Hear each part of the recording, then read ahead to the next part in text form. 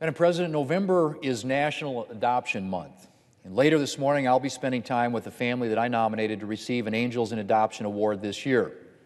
The Angels in Adoption program is designed to bring recognition to individuals and organizations who are, in the words of the program, making extraordinary contributions to adoption, permanency, and child welfare. Angels in Adoption is a program of the Congressional Coalition on Adoption Institute, and each year, members of Congress are invited to nominate an individual or family to receive an Angels in Adoption Award. I've been making these nominations for more than a decade now, and it has been a privilege and an inspiration to meet South Dakota families who have opened their hearts and homes to children in need. This year, I nominated Mike and Kim Adams, fellow residents of Sioux Falls, South Dakota. Mike and Kim have a tremendous heart for children. They have 5 biological children, but as they learned more about the plight of children in poverty, they were drawn to adoption. God put the country of Ethiopia on their hearts in a particular way, and in 2008, they adopted a daughter from Ethiopia, Eva.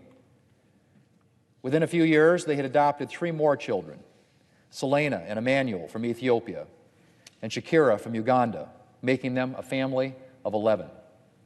But the story doesn't end there, Madam President. Seeing the poorest of the poor in Ethiopia deeply moved them, and in addition to adoption, they sought ways to help communities stuck in poverty.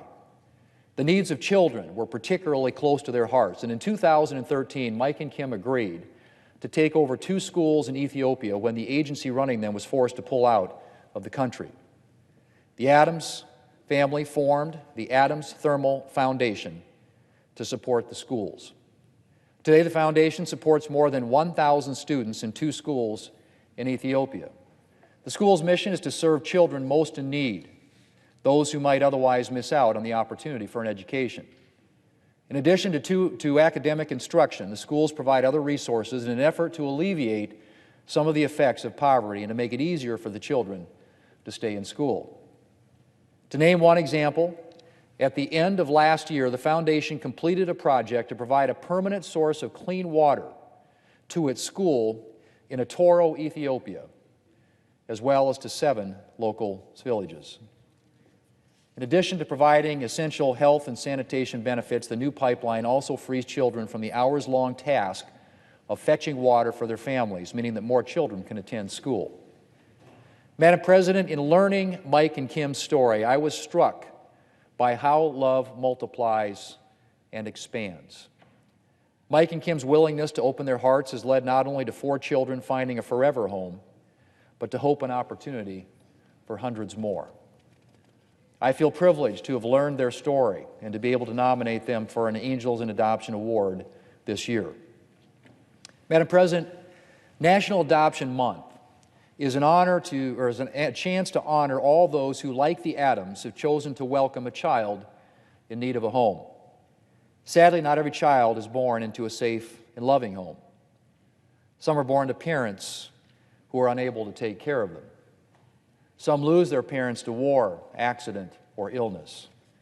And tragically, some are born to parents who refuse to take care of them or actively seek to damage the great gift in their care.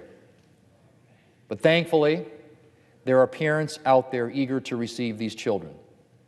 Across our country, there are countless parents whose homes and hearts are already prepared to welcome a child in need.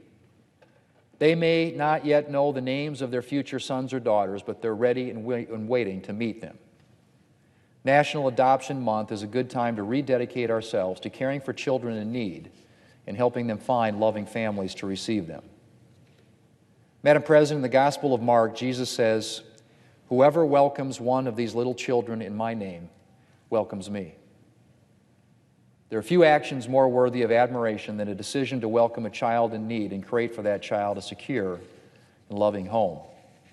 I am so grateful for all the generous families across this country who've opened their hearts and found sons and daughters through adoption. I'm also thankful for all of the birth mothers who have chosen adoption for their children to give them a better life and a loving family. And Madam President, I'm honored to be able to recognize the Adams family today for their embrace of their own adopted children, as well as everything they've done to make life better for children in Ethiopia. Madam President, I yield the floor.